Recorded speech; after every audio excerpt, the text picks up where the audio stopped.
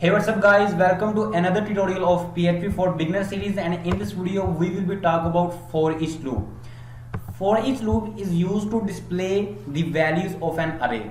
So first of all, let me show you that what is an array. Open your text editor. Here I created an array. Array, you can simply say that array is used to store multiple values in one variable. Here we have three string values, Fahim, Asim and Numan, and I store these values in the names variable. So this is a keyword which is used to create an array. This is a PHP ready-made keyword, and if you want to print all these names with the help of a loop, so you must have to use for each loop.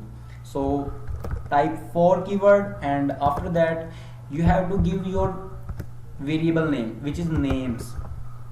After that you have to type as, and you have to type another variable name.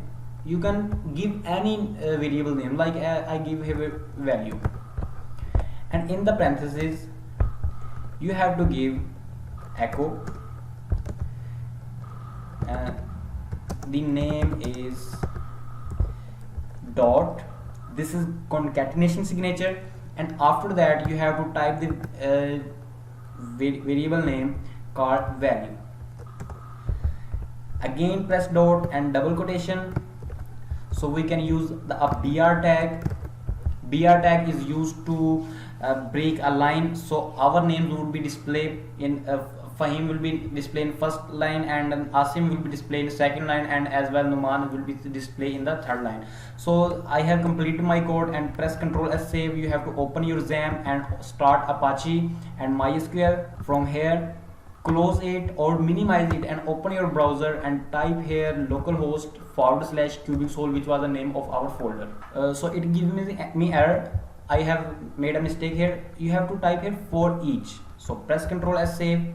Now it will be never give us error, and save. You can see that the name is Fahim, the name is Asim, and the name is Numan. So you have to press a space, so our output would be looking good. So refresh your browser. You can see that this is the working of for each loop. So simply you can say that for each loop is used to print all arrays elements in the sequence. And if you have any question, you can ask us in the comment section, and like this video and share this video with your those friends who want to learn programming and especially web development from zero to advanced level. And finally, thanks for watching.